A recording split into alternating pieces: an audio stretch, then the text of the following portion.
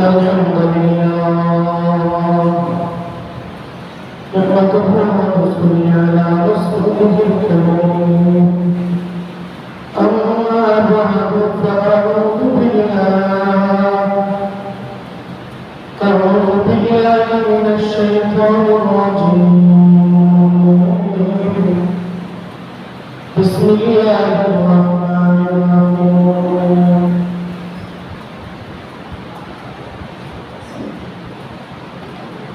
ولا تعاونوا على الإثم لا يقربه إلا الخاطئون فقال النبي صلى الله عليه وسلم لسوادق النار أربعة جبل كسف كل جدار مسيرة 40 سنة كما قال النبي عليه الصلاة والسلام سبحانك لا علم لنا إلا ما علمتنا إنك أنت العليم الحكيم وسبحانك لا فضل لنا إلا ما علمتنا إنك أنت الجواد الكريم بارك الله لنا ولكم في القرآن العظيم ونفعنا وإياكم بالآيات والذكر الحكيم معزز محترم সম্মানিত মুসলিয়ান کرام মহান রবের শাহী দরবারে শুকরিয়া জ্ঞাপন করছি যে রব্বুল ইজ্জত ওয়াল জালাল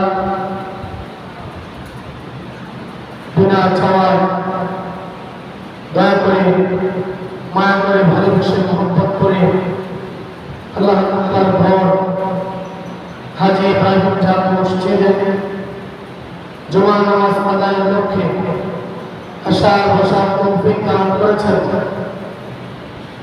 হাজারো মানুষ থেকে যাচাই বাছাই করে এখনো রাস্তাঘাটে অনেক মানুষ অযথা বসে আছেন, দোকানপাটের সামনে অযথা ভিড় করছেন। এই সমস্ত মানুষগুলোর ভিতর থেকে সিলেকশন করে আল্লাহ তাআলা ঘরে আমাদেরকে মেহমান হিসেবে নির্বাচিত করেছেন। এজন্য প্রাণ খুলে আল্লাহ তাআলার শেখানো ভাষায় আল্লাহ পাকের দেওয়া জবানে জোরে সোরে শুকরিয়া আদায় করে বলি আলহামদুলিল্লাহ। কুরআন কারীমের সূরা ইব্রাহিমের মধ্যে আল্লাহ তাআলা বলেন লাইন শাকারতুম লাযিদান্নাকুম ওয়া লাইন কাফারতুম ইন্না আযাবি লাশাদীদ। আল্লাহ তাআলা বলেন লাইন শাকারতুম, তোমরা যদি আমার শুকরিয়া আদায় করো, তুমি সুস্থ আছো, তুমি ঋণ মুক্ত আছো, তুমি ফারাগাতের ভিতরে আছো, তুমি ভালো আছো, তুমি শুকরিয়া আদায় করো আল্লাহ পাকের দরবারে, আমি আল্লাহ তাআলার নিয়ামতগুলো তোমার জন্য আমি আরো বৃদ্ধি করে দিব। আর যদি নিয়ামতের শুকরিয়া না আদায় করো, নিয়ামত পেয়েছো ঠিক কিন্তু শুকরিয়া আদায় করো না, সুস্থ আছো তুমি 5 ওয়াক্ত নামাজ পড়ো না, সুস্থ আছো রমজানে রোজা রাখো না, শক্তি আছে সত্য কথা বলো না, শারীরিক দিক দিয়ে ভালো আছো তুমি আল্লাহ পাকের ইবাদত আদায় করো না। আল্লাহ তাআলা বলেন ওয়ালা ইন কাফারতুম, বান্দারে আমার নিয়ামতগুলো পাইয়া দিলে তুমি নিয়ামতের না শুকরিয়া আদায় করো, শুকরিয়া যদি আদায় না করো আমি আল্লাহ তাআলা তোমার থেকে নিয়ামত রাখতে ছিনা নেই। শুধু তাই নয় ইন্না আযাবি লাশাদীদ, আমি আল্লাহ তাআলা আযাব কিন্তু অনেক কঠিন, আল্লাহ তাআলার ধরাটা কিন্তু অনেক বড় ধরা। কোরআনের সূরা বুরুজের ভিতরে আল্লাহ তাআলা বলেন ইন্না বাতশা রাব্বিকা লাশাদীদ। আল্লাহ পাকের ধরা, আল্লাহ পাকের পাকড়াও করা এটা অনেক বড়, অনেক মারাত্মক এবং কঠিন হবে। আল্লাহ তাআলা বলেন, শুকরিয়া আদায় করে যদি আমার হুকুম আহকাম বিধিবিধান মেনে চলতে পারো, তবে তোমার জন্য আমি আমার রাস্তাকে আরো সহজ করে দেব। তুমি নামাজ আসতে চাইবা, তোমার জন্য আমি রাস্তাকে আসান করে দেব, কাজগুলোকে সহজ করে দিব। পক্ষান্তরে যদি তুমি সুস্থ আছো, ভালো আছো, সরকারের দিক থেকে ভালো, কিন্তু নামাজের কথা বললেই হুজুর আমি অসুস্থ, ভালো কথা বললেই, তাবলীগের কথা বললে, দ্বীনের দাওয়াতের কথা বললে, ভালো কাজের কথা বললে, মুসলিমদের কথা বললে হুজুর আমি অসুস্থ। আল্লাহ তাআলা বলেন, ওয়ালা ইন কাফারতুম, সুস্থ থাকা সত্ত্বেও তুমি অসুস্থ বলো, মনে রাখবে তোমাকে আমি আস্তে আস্তে অসুস্থতার দিকে ফেলে দিব। শুধু তাই নয়, কিয়ামতের কঠিন ময়দানে ইন্না আযাবি লাশাদীদ, তোমার জন্য খুব মারাত্মক কঠিন আমার পক্ষ থেকে দেওয়া আযাব অপেক্ষমান আছে। কুরআনুল কারীমের সূরা ওয়াকিয়া দুটো আয়াত তেলাওয়াত করেছি। রাসূলুল্লাহ সাল্লাল্লাহু আলাইহি ওয়াসাল্লামের হাজারো লাখ হাদিসের ভিতর থেকে একটা হাদিসের একটা টুকরা তেলাওয়াত করেছি। আমরা গতানুগতিক আলোচনা করে আসতেছিলাম জাহান্নামের ভয়াবহতা। গত সপ্তাহে কুরআন এবং হাদিসের আলোকে জাহান্নামের ভয়াবহতা সম্পর্কে আমরা কিঞ্চিৎ আলোকপাত করেছি।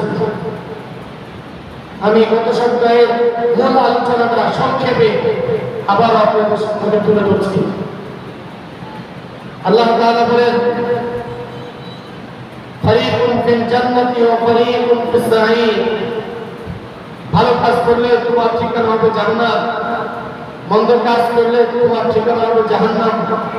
আমাদের আদি পিতা আদম আলাইহিস সালাতু ওয়াস সালাম আল্লাহ তাআলা তৈরি করার পরে তিনাকে এবং তিনার স্ত্রীকে আম্মা হাওয়া আলাইহিস সালাতু ওয়াস সালামকে জান্নাতে বসবাস করতে দিয়েছিলেন, কিন্তু বলে দিয়েছিলেন ওই বৃক্ষের কাছে যেও না। শয়তানের ধোঁকায় পড়ে আদম আলাইহিস সালাতু ওয়াস সালাম ওই বৃক্ষের কাছে গেলেন। আল্লাহ তাআলা দুনিয়ায় পাঠিয়ে দিলেন। পাঠিয়ে দেওয়ার পরে আবার আমাদেরকে জান্নাতে নিয়ে যাওয়ার জন্য আল্লাহ এটাও বলে দিলেন যে এই রাস্তায় চললে, ডানে চললে তোমরা জান্নাতে যাইবা, বামে চললে তোমরা জাহান্নামে যাইবা। তো বামের রাস্তা নিয়ে আসতে আমাদের আলোচনা। বামের রাস্তা জাহান্নাম, জাহান্নামের ভয়াবহতা সম্পর্কে আমরা আলোচনা করছি। গত সপ্তাহে আমি মোটামুটি কিছুটা আপনাদের সম্মুখে তুলে ধরেছিলাম। আজকে তার মূল কথাগুলো আবার সামনে তুলে ধরলাম আপনাদের বোঝার সুবিধার্থে। জাহান্নাম বিশাল একটা জায়গা হবে। জাহান্নামের 7টা স্তর আছে। প্রথম স্তর হলো জাহান্নামের সুবিশাল প্রাচীর হবে। 1 নম্বর, কত বড় প্রাচীর তার লম্বা আলোচনা গত সপ্তাহে করেছি। 2 নম্বরে জাহান্নামের ভিতরে আগুন থাকবে। কেমন আগুন তার সম্পর্কে আমরা আলোচনা করেছি। দুনিয়ার আগুনটা দেখতে লাল, জাহান্নামের আগুনটার রং হবে কালো। কারণ জাহান্নামের আগুনটা 3000 বছর জ্বালানো হয়েছে। প্রথম 1000 বছর জ্বালানোর পরে আগুনের রং হয়েছে নীল, লাল। দ্বিতীয় 1000 বছর জ্বালানোর পরে আগুনের রং হয়েছে নীল। তৃতীয় 1000 বছর জ্বালানোর পরে আগুনের রং হয়েছে অমাবস্যা রজনীর চাইতেও কালো। 3 নম্বর তকবা, জাহান্নামের অনেক বড় গর্ত আছে। কত বড় গর্ত? উপর থেকে যখন পাহাড়ের মধ্যে একটা পাথর যদি ছেড়ে দেন, তলায় যাইতে 70 বছরের প্রয়োজন। এত বড় একটা গর্ত জাহান্নামের ভিতরে আল্লাহ করেছেন। 4 নম্বর, জাহান্নাম নিজেই গুসায় রাগে ফাইটা বের হয়ে যেতে চায়। দেখবেন কিছু মানুষ আছে রাগের চুপে নিজেরাই নিজের মেরে ফেলতে চায়। যা মা বাবার দিক থেকে কষ্ট, স্ত্রীর দিক থেকে কষ্ট, সন্তানের দিক থেকে কষ্ট, ব্যবসা বাণিজ্য অবস্থা ভালো না, আর বেঁচে থাকতে মনে চায় না, মরে যায় একদম। বুঝতে পারেন নাই? একের পর এক চেষ্টা করলাম, ব্যর্থ হলাম, যা নিজেকে নিজে মেরে ফেলি। হয়তো এরকম জাহান্নামের অবস্থা এরকম হবে। জাহান্নামের আগুন, জাহান্নামের ইট, জাহান্নামের গর্ত নিজের রাগে ফাইটা বের হয়ে যেতে। কোরআনের ভিতরে সূরা নূরকে আল্লাহ তাআলা বলেন তাকাতুমাইয়াযু মিনাল গায়ব, কেমন যেন জাহান্নাম নিজে ফেটে বের হয়ে যাচ্ছে। পঞ্চম নম্বরে আল্লাহ নবী সাল্লাল্লাহু আলাইহি ওয়াসাল্লাম বলেন জাহান্নামের ভিতরে 7টা গেট হবে। হাবিয়া, সাইদ, জাহান্নাম, জাহিম, শাকা, লাজা, হুতামা। তোমার সাথে বলেন হাবিয়া, সাইদ, জাহান্নাম, জাহিম, শাকা, লাজা, হুতামা। 7টা গেট হবে।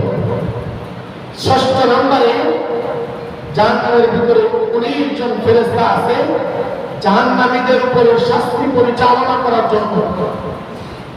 আল্লাহ তাদেরকে বুলেট প্রুফ পোশাক পরায় দিবেন। তারা জাহান্নামের ভিতরে থাকবে ঠিক, কিন্তু জাহান্নাম তাদেরকে স্পর্শ করতে পারবে না।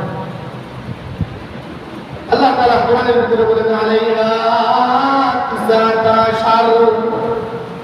স্পষ্ট সত্যি কথা, কোরআনের একটা আয়াতের একটা অংশকে যদি অস্বীকার করেন তাহলে আপনার ঠিকানা হবে জাহান্নাম। ঠিকানা হবে জাহান্নাম। আর আপনি মুশরিক হয়ে যাবেন। সেখানে আল্লাহ একটা আয়াত বলেছেন আলাইহা তিসাতা আশার। জাহান্নামের ভিতরে 19 জন ফেরেশতা থাকবে জাহান্নামীদের উপরে শাস্তি পরিচালনা করার জন্য। 7ম নাম্বার জাহান্নামের স্তর হচ্ছে জাহান্নামে কিছু শাস্তি উৎপেতে আছে। জাহান্নামের ভিতরে কিছু ভয়ঙ্কর প্রাণী, কিছু শাস্তি উৎপেতে আছে।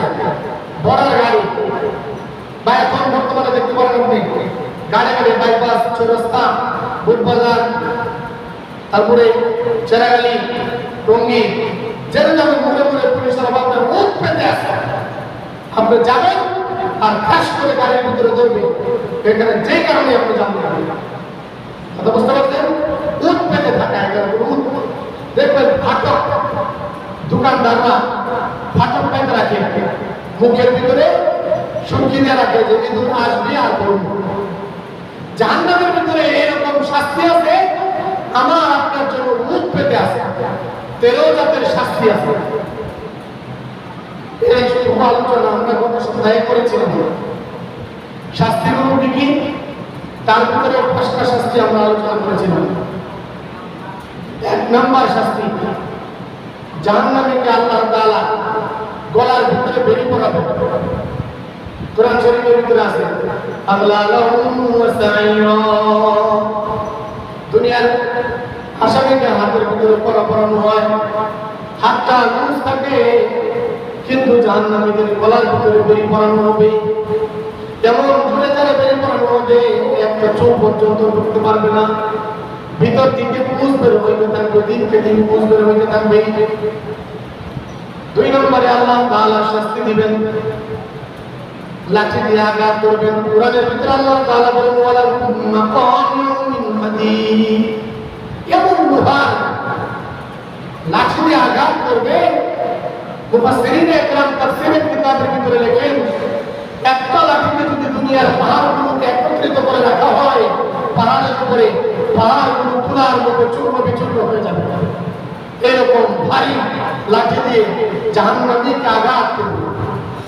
অথচ ফেরেশতার কাছে এই লাঠিটা এরকম ওজন থাকবে যেরকম ওজন একটা উস্তাদের কাছে একটা ব্যাট। বুঝলেন? এই ভয়ঙ্কর লাঠি দিয়ে আঘাত করবে। 3 নম্বরে শাস্তি দিবে আল্লাহ তাআলা সালাসিল, বেরি পড়াবে আল্লাহ তাআলা।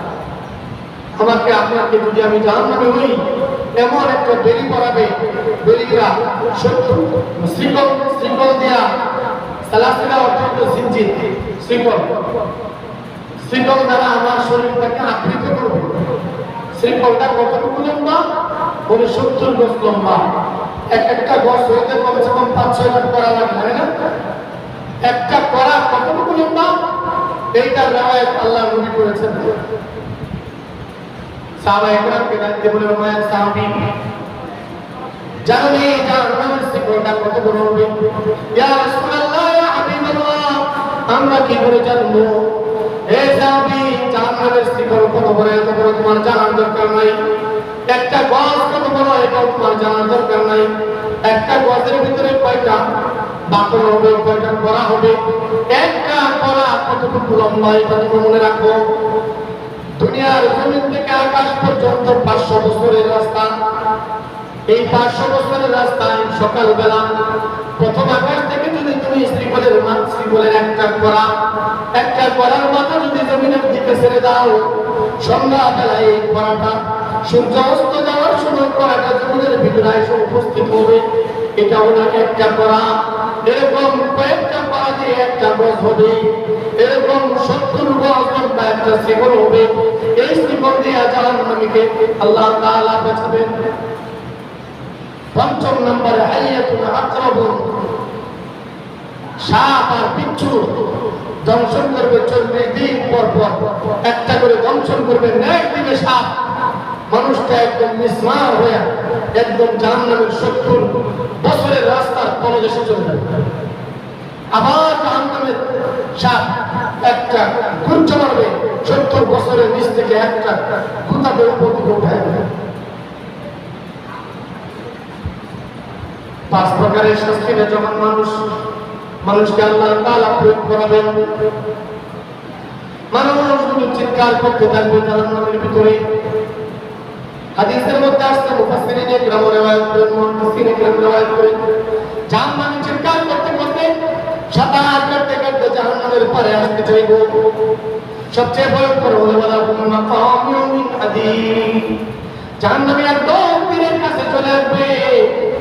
এমন সময় ফেরেশতা এমন জোরে আঘাত করবে, এত জোরে আঘাত করবেন মেরুদণ্ড ভেঙে চূর্ণ বিচূর্ণ হয়ে যাবে, হাত ভেঙে চূর্ণ বিচূর্ণ হয়ে যাবে, মুহূর্তের ভিতরে লোকটা একদম নিস্তারা হয়ে নিচের দিকে চলে যেতে থাকবে।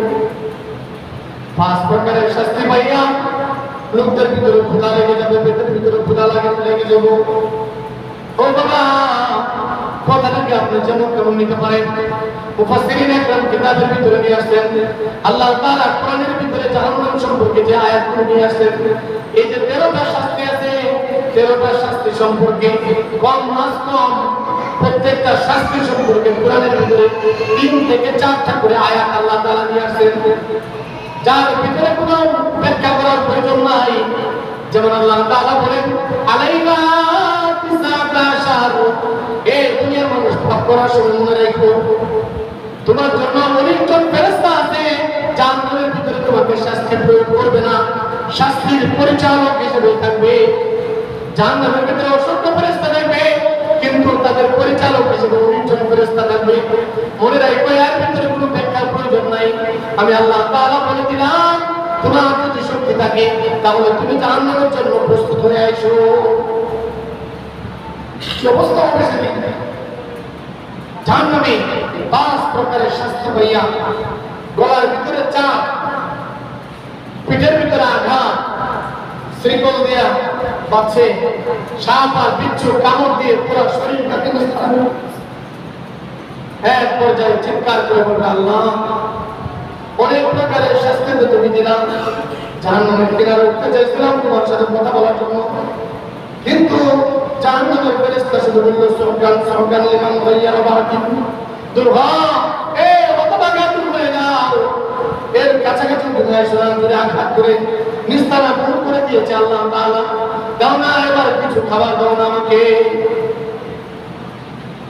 আল্লাহ তাআলা বলেন কোরআন শরীফের সূরা ওয়াকিয়ার ভিতরে বলেন, লাইসা লাহুম তাআমুন ইল্লা মিন দরিয়, সেদিন চিৎকার করতে থাকবে জাহান্নামী, কোনো খাবার আসবে না, শুধু একটা মাত্র খাবার ছাড়া। লাইসা লাহুম তাআমুন ইল্লা মিন দরিয়া। দরিয়া এমন একটা খাবার, আল্লাহ তাআলা ফেরেশতাকে বলবে, ফেরেশতা জাহান্নামী চিৎকার করতেছে খাবারের জন্য, খাবার দাও। জেলখানার ভিতরে সকালবেলা যেমন রুটি দেওয়া হয়, দুপুরবেলা যেমন খাবার দেওয়া হয়, চিৎকার যতই করেন না কেন নির্দিষ্ট টাইমে খাবার আসবে। আল্লাহ তাআলা বলবেন, দরিয়া নামক খাবারটা দাও। লম্বা সময়ের প্রয়োজন অর্জন করার জন্য একটা আয়াত শুরু হয়েছে, লাহুম তাআমুন ইল্লা মিন দরিয়া। এই আয়াতটা আলোচনা করলে 2-3টা জমার প্রয়োজন। আল্লাহ বলবেন, দরিয়া নামক খাবারটা দাও।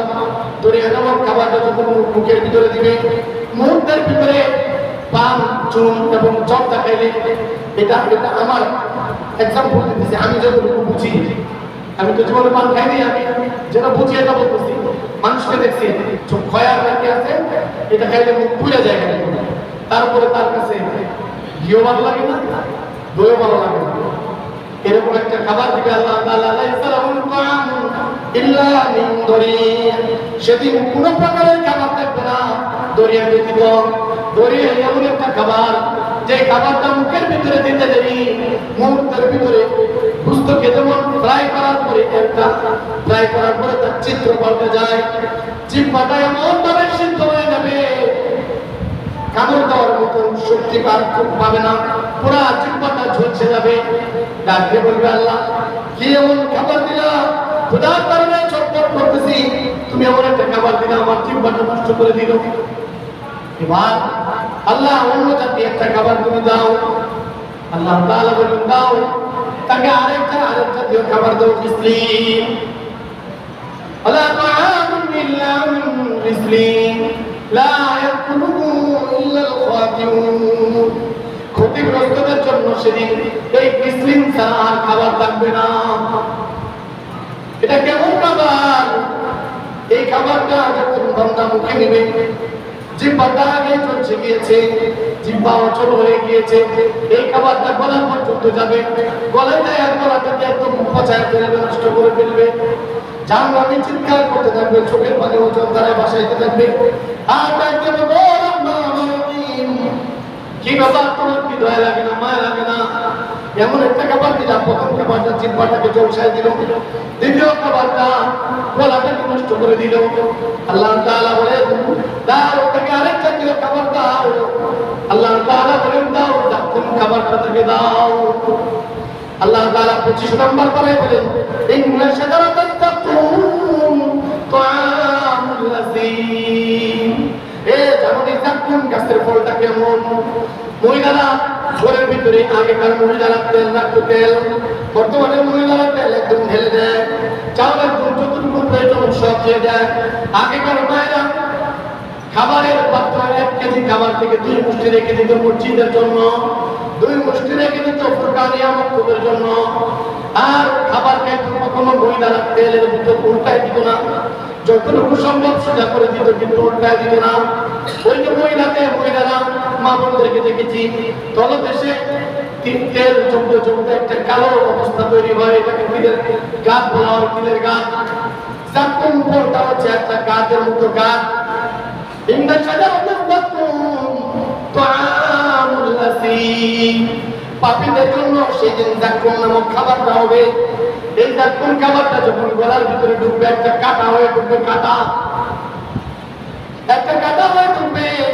জাহান্নামী ফেরেশতা ডাক মারবে, জাহান্নামী ডাক মারবে, আল্লাহ এই যে ফেরেশতা দিয়ে শাস্তি দিলাম, খাবার চাইলাম, 3 প্রকারের খাবার দিলাম, এটা কেমন খাবার দিলাম? রাষ্ট্রের খাবারটা একদম গলার ভিতরে আটকে আছে, দাও না আল্লাহ, অন্য একটা প্রকারের খাবার দাও না। এমন সময় আল্লাহ তাআলা ডাক দিয়ে বলবে, এই তাকে এমন একটা খাবার দাও, এমন একটা খাবার দাও, একটা মেট্রো বড়ি দাও, মেট্রো বড়ি। বড়দের মতো পাইছে আর খাইছে, পেট ভরছে, মেট্রো বড়ি খাওয়াও।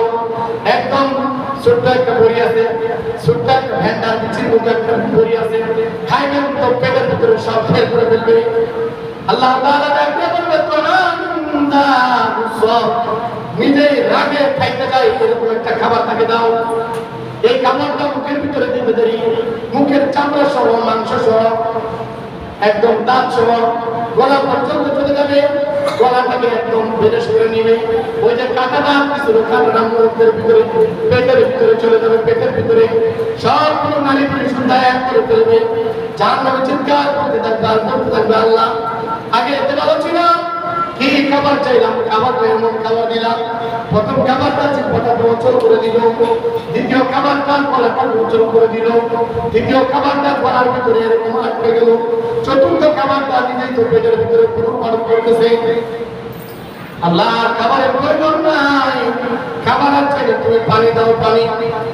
কাটা আমাদের গলায় আটকে আমরা খট খট করি না, মুরব্বীরা বলে গরম ভাত খাও, পানি খাও, বিড়ালের পা ধরো বলি না। তো সেদিনও জাহান্নামে চিৎকার মনে পড়বে, বলবে আল্লাহ খাবারের আর প্রয়োজন নেই, পঞ্চম নম্বর খাবার জানি তুমি কোনটা দাও। একদম মনে হয় শেষ হয়ে যাবো, চিৎকার করতে থাকবে আর বলতে থাকবে আল্লাহ পানি দাও। আল্লাহ তাআলা 4 জাতের পানি দিবে। ওই বলছিলাম 13 জাতের শাস্তি জাহান্নামের ভিতরে উট পেতে আছে। 5 প্রকারের প্রাণী তারা আল্লাহ তাআলা শাস্তি দিয়েছেন, 4 প্রকারের খাবার জাতীয় জিনিস দ্বারা আল্লাহ তাআলা শাস্তি দিয়েছেন।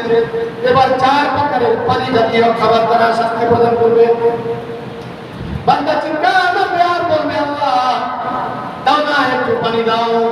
কোরআন শরীফের ভিতরে আল্লাহ তাআলা সূরা আল-আনবিয়ার ভিতরে বলেন মান সাদীক,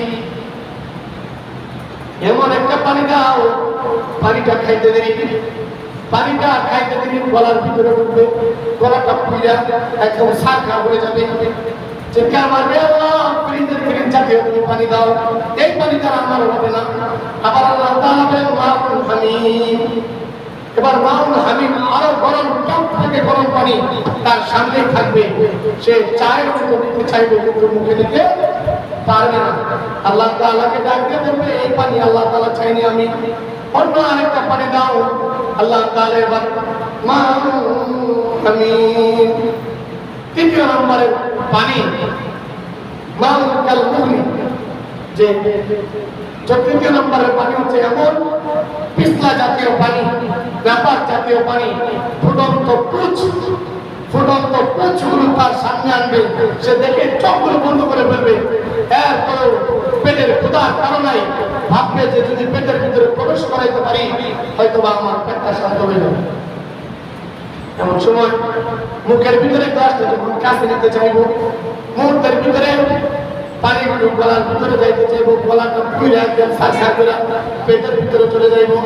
ডাক পারবে আল্লাহ কেমন শত্রুতার ব্যবহার করতেছো তুমি, জাহান্নামে এত প্রকারের শাস্তি আমাকে দিলা, দেওয়ার পরে খাবার চাইলাম 4 প্রকারের খাবার দিলাম। প্রথম প্রকারের খাবার আমার গলার জিহ্বাটাকে নষ্ট করছে, দ্বিতীয় প্রকারের খাবার গলা নষ্ট করেছে, তৃতীয় প্রকারের খাবার গলার ভিতরে একটা কাঁটা আটকে গেছে, বড় কাঁটা, ফুটবলের মতো চতুর্থ সাইডে মিলে কাঁটা আটকে গেছে। চতুর্থ নম্বর পেটের নাড়িগুলো পেঁচায় দিয়েছে।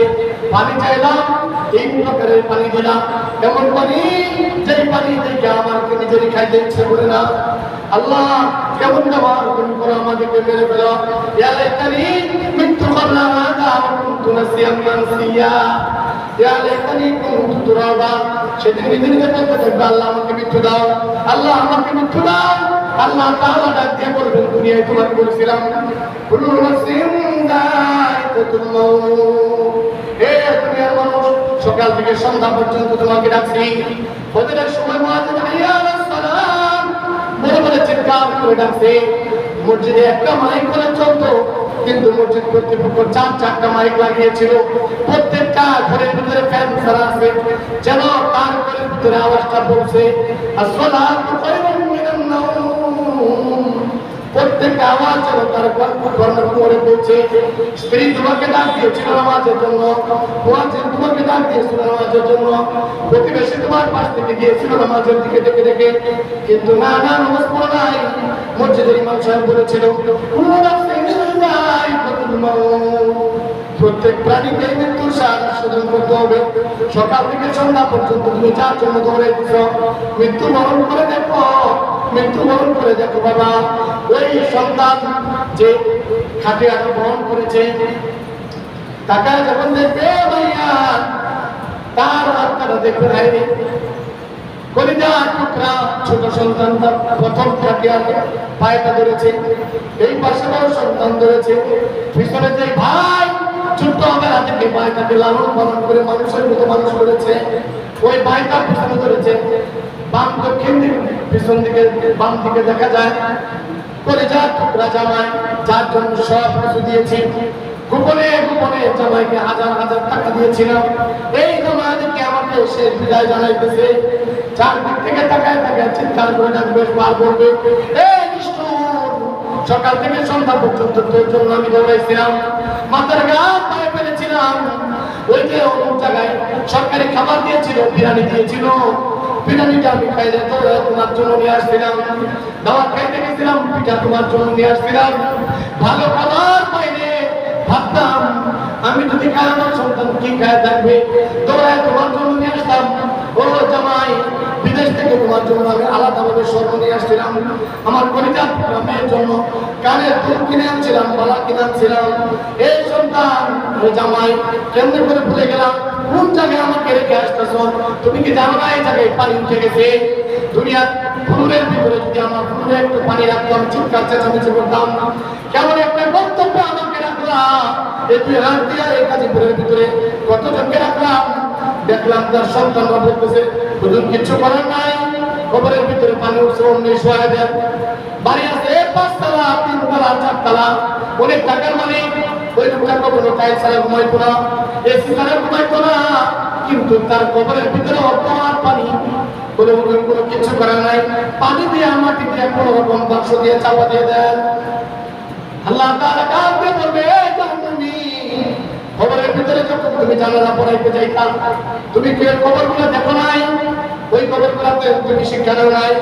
মুয়াজ্জিন পাগলের মতো দৈনিক 5 বার ডাকতো, তাবলীগের মুসল্লিরা শুক্রবার বিকালবেলা দাঁড়িয়ে দাঁড়িয়ে যাইতো নামাজের জন্য।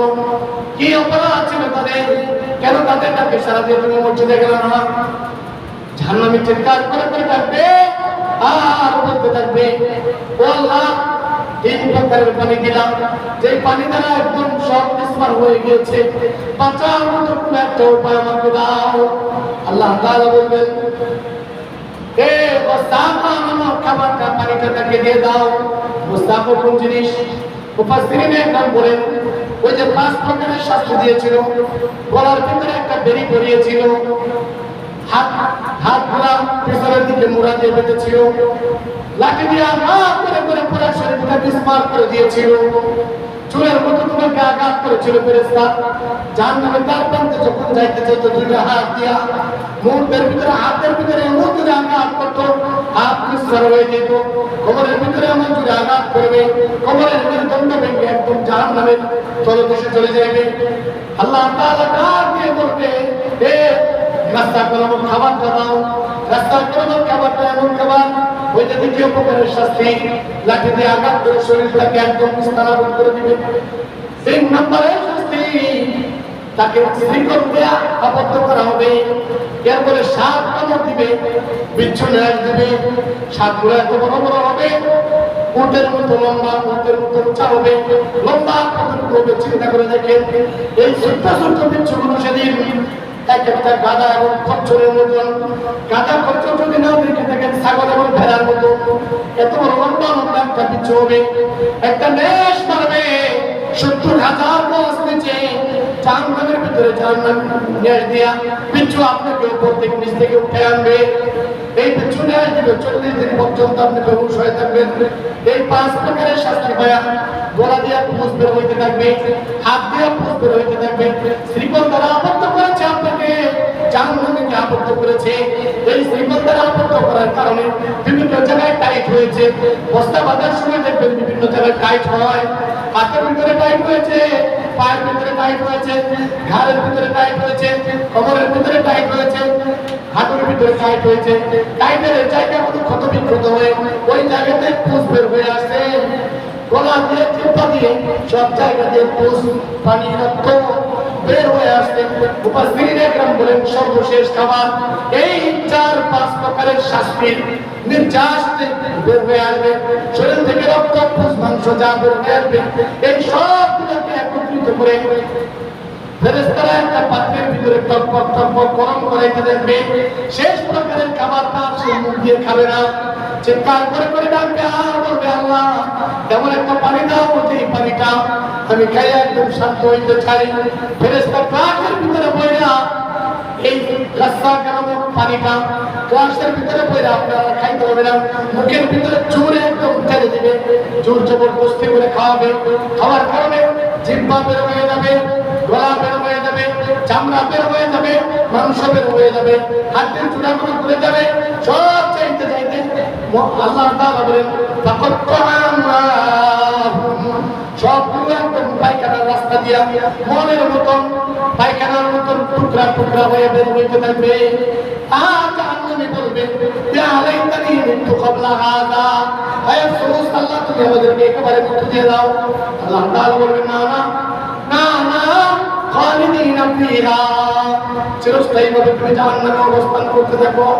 চিৎকার মারবে আর বলতে থাকবে জান্নাতীদেরকে দেখে দেখে এই দুনিয়ায় তোমাদের সাথে আড্ডা দিছিলাম, দোকানের সাথে জোয়া খেলছিলাম, তাস খেলেছিলাম, নামাজের টাইমে ইমাম সাহেব ডেকেছিল, আমার যাওয়ার ইচ্ছাও ছিল, তুমি হাত ধরে টাইনা ধরছিলাম।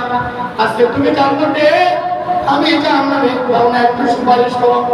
মুহূর্তের ভিতরে দেখবে, মুহূর্তের ভিতরে দেখবেন ধনীদের কাছে একদম নিম্নমানের করে যদি টাকা চাইতে যায় বলবে লাগলে 250 টাকা নিয়ে যাও, কিন্তু আমি ধার লেনদেন করি না, বলে না মুখটা বেশ মারে বলে না দাও দাও, তোমার সাথে আমার তর্ক বিতর্ক করার কোনো ইচ্ছা নেই, তোমার যদি লাগবে 50 টাকা নিয়ে যাওয়া কিন্তু চাও দীক্ষা। জান্নাতীরা সেদিন এই একটা দৃশ্য করবে, জান্নাতীরা তার দেখাবে, কিন্তু যখন তারা সহযোগিতা চাইবে জান্নাতীরা মুখটা নিয়ে ঘুরায়। কি অবস্থা হবে সেদিন, কি ভয়ঙ্কর পরিস্থিতি হবে সেদিন। আমি আপনি আজও সময় আছে, এখনো সময় আছে। আমি যতটুকু নামাজ কালাম করি, আমি মনে করি হিসাব যদি আল্লাহ তাআলা চান জান্নাতে যাওয়ার কোনো উপায় হয় না, কোনো উপায় নেই, কোনো উপায় নেই। চোখের গুনাহ, হাতের গুনাহ, পায়ের গুনাহ, মাথার গুনাহ, কুটনামির গুনাহ, শারীরিক গুনাহ সব বাদ দিন, পুরা শরীরে ভরপুর। আমি তো আপনাদের ভিতরে সবচেয়ে দোয়া পাবো, হয়তো আপনাদের ভিতরে রাতের কোনো তাহাজ্জুদ গুজার আছেন, কিন্তু অধিকাংশ মানুষ যাদেরকে আমি চিনি নামাজ সঠিকভাবে পড়েন না, রোজা সঠিকভাবে রাখেন না, যাকাত সঠিকভাবে প্রদান করেন না, হজ আদায় করেন না। কি অবস্থা হবে সেদিন? এই কথাগুলো যা বললাম, প্রতিটা কথার পিছনে এক একটা আয়াত আছে, এক একটা ব্যাখ্যা আছে, এক একটা হাদিস আছে। যদি বলেন তো ওদের একটা একটা আয়াত নিয়ে একটা একটা জমা বলেন, 12 মাসের সব জমা শেষ হয়ে যাবে, শুধু জাহান্নামের ভিতরের আলোচনা শেষ হয়ে যাবে। জান্নাতীদের কি দেব আল্লাহ তাআলা? 2 মিনিটে একটা বলে দেব, একটা পুরস্কার। জান্নাতে যদি যাইতে পারেন, ওই যে আদম আলাইহিস সালামকে দুনিয়ায় পাঠাইলেন, পাঠায় রাস্তা বলছেন কয়টা? 2টা। আর এই পরিবেশ জান্নাতি অপারিকুম বিসাইন, ডানের রাস্তায় চললে তুমি জান্নাতে যাইবা, বামের রাস্তায় চললে তুমি জাহান্নামে যাইবা। জাহান্নামের কিছুটা ভয়ঙ্কর, কিছুটা গল্প আপনাদের সামনে বললাম, যাতে করে ভীতি সঞ্চার করে দিনের পথে আপনারা ফিরে আসতে পারেন, জান্নাতের পথ থেকে ফিরে দিনের পথে আসতে পারেন। জান্নাতের পথটা এত সোজা, জান্নাতের একটা নাচ নিয়ামত শুধু করি, সর্বশেষ যে ব্যক্তিটা জান্নাতে যাবে, আল্লাহ তাআলার সাথে কথা বলতে বলতে বলতে বলতে এক পর্যায়ে জান্নাতের গেটে যাবে, বলতে আল্লাহ আমি জান্নাতে যাইতে চাই না, তবে একটু দেখতে চাই ভিতরে কি আছে। দেখতে গিয়ে আপনারা জান্নাতের ভিতরে প্রবেশ করবেন। আল্লাহ তাআলা বলবেন আমার তো একটা জ্বালানি দাম আছে, তাই না? বড় লোকের বাড়িতে যদি একটা চিঠি নিয়ে যান, ভদ্রতা সৃষ্টতা যদি থাকে, বলবে তুমি একটু বসে এক গ্লাস পানি খেয়ে যাবে, বলবেন এরকম, এটা তাদের পারিবারিক শিক্ষা। তো আল্লাহ তাআলা বলেন আমারও তো একটা ব্যক্তিত্ব আছে, তাই না? তুমি জান্নাতের ভিতরে প্রবেশ করেছো যেহেতু, আর বের হইতে হবে, যাও, তোমাকে এটা আমি দিয়ে দিলাম। সে বলে আল্লাহ আমি নমস্কার করেছি, এত বড় গাছ এটা আমারে দিলেন, আমি কি করছি? আরে দাদা এই গাছটা শুধু এই যে বাগান দেখা যাইতেছে, এই বাগান তোমার। আল্লাহ আল্লাহ যার কথা আমার লোকে মশাই করতেছেন, আমি বান্দা, আমি দুর্বল, আজকে বিপদে পড়ে গেছি। হাজি সাহেব ভাই আমার সাথে আপনি এরকম আচরণ করতেছেন, বলে না আপনি আমার বলতেছেন 50,000 টাকা দিন, 500 টাকা ধার চাইতে গেছে ঋণ। হাজি সাহেব বলতেছেন তোরে আমি 50,000 টাকা দিব, তুই আরো তোকে একটা দোকান দিয়া ব্যবসা বললো। হাজি সাহেবের কথা 500 টাকা আমার ঋণ দিতে চান না, আপনি 50,000 টাকা দিবেন। আরে না একেবারে তোরে দিয়ে দিলাম, আমার আর দিতে হবে না। কেমন খুশি হবে বলেন তো? 500 টাকা সুদি কারবারের জন্য গেছে, তার বলতেছে 50,000 টাকা তোমার একবারে দিয়ে দিলাম, সে কেমন খুশি হবে? সেটা যদি 5 কোটি হয়, সেটা যদি বাইপাস আরতের মতো 5টা আরত হয়, আল্লাহ তাআলা বলেন এটা তো কোনো কিছুই না। জান্নাতি হতবাক হইয়া মানে ঠিক কর্তব্য বিমুখ হইয়া ব্যবসা 40 বছর ব্যবসায় থাকবে, উপরে উঠে খেয়ে দিবে। আর দেখো মাথা টিপতেছে 70 জন নারী, মাথা টিপতেছে কয়জন নারী? শরীর মাথা পা টিপতেছে কয়জন নারী? 70 জন নারী। এই নারীগুলো কত সুন্দর! মুফাসসিরিন একটা বলেন, একটার সঙ্গে বলি, একটারও তো বলা যাবে না, একটার কনিষ্ঠ আঙ্গুলের বাম হাতের কনিষ্ঠ আঙ্গুল যদি দুনিয়ার আকাশ দিয়ে বের করে দেয়, দুনিয়ায় আর কেমন পর্যন্ত সূর্য চন্দ্র কোনো কিছু উঠার প্রয়োজন নেই, এর চাইতে বেশি আলোকিত হয়ে যাবে। সুবহানাল্লাহ। সাগরের ভিতরে যদি কনিষ্ঠ আঙ্গুলের নখ ফালা দেয়, সাগর বৃষ্টিতে রূপান্তরিত হয়ে যাবে। এমনি 70টা করে নিয়ে এক একজন থাকবে, একটু ভালো কাজ করতে হবে। আল্লাহ তাআলা বলেন এইরকম দুনিয়া 10 দুনিয়ার সমপরিমাণ জান্নাত ওই লোকটাকে দিবে যে লোকটা মশকারি করতে করতে চাইতে চাইতে সর্বশেষ জান্নাতে প্রবেশ করবে। এইরকম পুরস্কার আল্লাহ তাআলা আমাদেরকে দিবেন। তো প্রিয় হাজিরিন, যে কথাগুলো বললাম জাহান্নাম থেকে মুক্তির উপায়, জাহান্নাম, এই ঘটনাগুলো বলার উদ্দেশ্য লম্বা লম্বা কিচ্ছা কাহিনী আল্লাহ তাআলা কোরআনের ভিতরে বলছেন, এই জন্য যাতে করে ভয় পাইয়া মন্দ কাজ ছেড়ে দিয়া ভালো কাজ আমরা ধরতে পারি এবং নামাজের পথ ধরতে পারি, মসজিদের পথ ধরতে পারি, দ্বীনের পথ ধরতে পারি। আপনি ধরেন আর নাই বলেন, আসতেই হবে মসজিদে, আপনাকে আসতেই হবে, বাঁচার কোনো উপায় নাই। মসজিদের সাথে বিজ্ঞাপন দেখান, মসজিদে আসেন আর নাই আসেন, লাস্ট কিন্তু এই মসজিদের কোণার থেকে ঘোষণা হবে অমুকের ছেলে অমুক, আর কোনো নাই। নতুন নতুন লোকগুলো আসবে যাদের জন্য এত কিছু করছেন, মাইন্ড করছেন যে তার জন্য আমি কি এটা করতে পারি, এখানে কি আমি যেতে পারি, এখানে আসতে হবে একেবারে। এই লাইনে দাঁড়াবে মানুষ, আপনাকে শেষ বিদায় দিবে, এমন একটা ঘরে আপনাকে রাখবে যেগুলো সাথী বাতি বালিশ কিচ্ছু নেই, চির মহাসত্য। এই সত্যকে অস্বীকার করার সুযোগ নাই। হিন্দু, বৌদ্ধ, খ্রিস্টান, নাসারা সবাই স্বীকার করে বড় জগৎ বলতে কিছু আছে। শাস্তি হবেও বা হবে না, এটা বিভিন্ন মতামত আছে, মানে অন্যান্য ধর্মে, কিন্তু মরতে হবে, মৃত্যু সবারই ধরবে, এইটা কিন্তু বাস্তব, ঠিক না ভাই? যারা বিয়ে করছেন একটা দাওয়াত দিন, তারা কি আরেকটা বিয়ে করার ইচ্ছা আছে?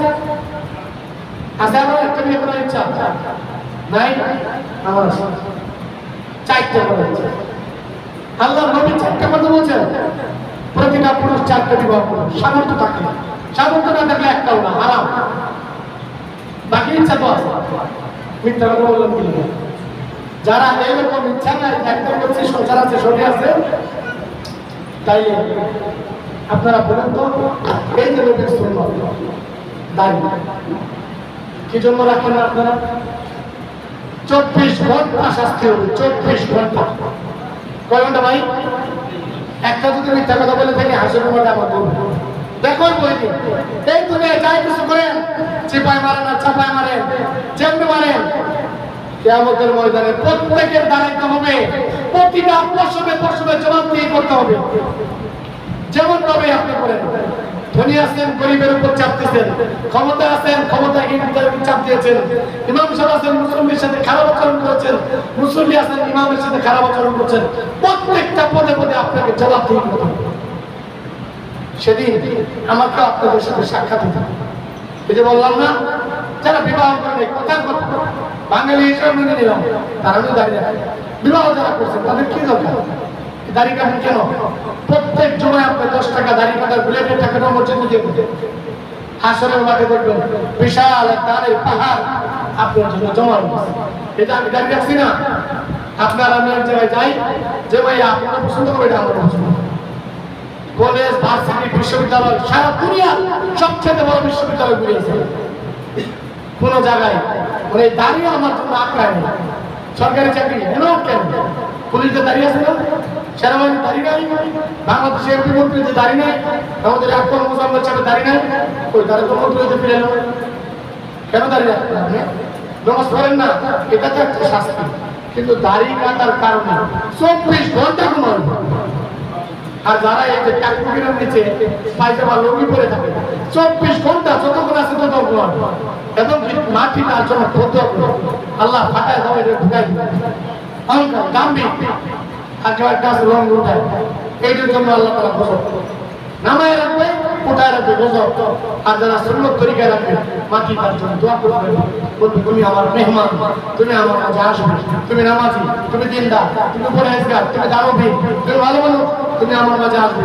নাম কেমন আরো তুমি ঘুমাবে একদম আসলে কিয়ামতের মাঠ পর্যন্ত, তুমি শুধু আরামসে নববধূর মতো ঘুমাবে। সুবহানাল্লাহ করে বলেন। এইটুকু শুধু আমাদের কাম্য। যতটুকু বলে এই যে দাওয়াত দিলাম, এটা এমন একটা কাজ মানে রাখলে সব রাখা শুরু করছে না, সব ধরতেই আছে ধরতেই আছে ধরতেই থাকে, 24 ঘন্টা সব আছে কাটবেন 24 ঘন্টা। নবীজি ওই মদিনা থেকে বলবে নাপিতের দোকানে গিয়া 5 টাকার ব্রেড দিয়া তুই আমার দাঁড়িয়ে ট্রেনের বাথরুমের ময়লার সাথে মিশাই দিলেন, আবার দুনিয়ায় জান্নাতে বলবা নবী আপনি উম্মত ছিলেন নবী? অসম্ভব। নবী করে পড়ে আলাম আমাদের হুজুর প্রতিদিন যাওয়ার সময় খবর দিয়ে একটা করে দিলাম, আমি আপনার ভালোবাসবো পারলে ডাক্তার মধ্যে ছিটে দেবো। নবীজি বলেন আমার কলিজার ভিতরে যে দাড়িটা আঘাত লাগাইলো, আমার কলিজা আঘাত লাগাইলো। সবাই আমি দাওয়াত দিলাম ভাই, যারা বিয়ে শাদী করছেন বাচ্চা কাচ্চা হয়ে গেছে, কি দরকার আপনি এই দাড়িটা লাগান? 65 বছরের পরে যৌবন থাকবে না, লেখাই 65 বছরের পরে যৌবন থাকবে না, চোখ দিয়ে আর দেখতে পারবেন না, হাড্ডির চূড়া খুলে যাবে, এই হাড্ডির বাটিগুলো খুলে ফেলে যাবে। দাড়ি লাগে হাড্ডির বাটি শক্তি লাগবে, শরীরের ত্বক ভালো থাকবে, যৌবন থাকবে 100 বছর পর্যন্ত। আর নবীজি কিয়ামতের ময়দানে এই দাড়িগুলো জমকাইতে থাকবে, আর কোনো উম্মতের এই দাড়িগুলো জমকাইবে না, অজুর অঙ্গগুলো আর কোনো উম্মতের জমকাইবে না। এই উম্মতে নবীজি বলেন আমি আমার সাহাবী জিজ্ঞাসা করছে হুজুর কিয়ামতের মাঠে আপনি আমাদের চিনতে পারবেন? হাজার হাজার মানুষের ভিতরে, crore crore million million trillion মানুষের ভিতরে নবীজি বলেন 100 ঘোড়া কালো ঘোড়ার ভিতরে একটা পাট্টাপাটি ঘোড়া যদি রাখো বের করতে পারবে না? বলে পারবো। ইয়া রাসূলুল্লাহ তাহলে এটা দিয়ে কি বুঝাইলেন? তো আমার উম্মতের হারা সারা দুনিয়ার শুরু থেকে শেষ অবধি পর্যন্ত যত উম্মত আসবে সব মিলে এই উম্মতের মাঝখান থেকে আমার উম্মতের ওই রকম আমি চিনতে পারবো যেরকম 100 কালো ঘোড়ার ভিতরে পাট্টাপাটি সাদা সাদা ঘোড়া বের করা যায়, বের করা করে নেবো, একটা ঝকে নেবো। নবীজি বলেন এই দাড়িতে জল খাচ্ছে যারা, তারা আলাদা হয়ে যাবে, তারা আমার। আল্লাহ তাআলা আমাদের সবাইকে জাহান্নামের কর্মকাণ্ড থেকে বেঁচে থেকে জাহান্নাম থেকে মুক্তি পেয়ে জান্নাতের পথে চলার তৌফিক দান করুন, বলেন আমিন। সবাইকে দাড়ি নবীর সুন্নাত রাখা ওয়াজিব, দাড়ি নবীর সুন্নাত রাখা ওয়াজিব, দাড়ি নবীর সুন্নাত রাখে কি ভাই? সুন্নাত ওয়াজিব, রাখে কি ওয়াজিব, 24 ঘন্টা ওয়াজিব তরকারি গুনাহ। আল্লাহ তাআলা আমাদেরকে এই ওয়াজিব পালন করার তৌফিক দান করুন। আমিন। সুন্নাত করে না জান্নাতে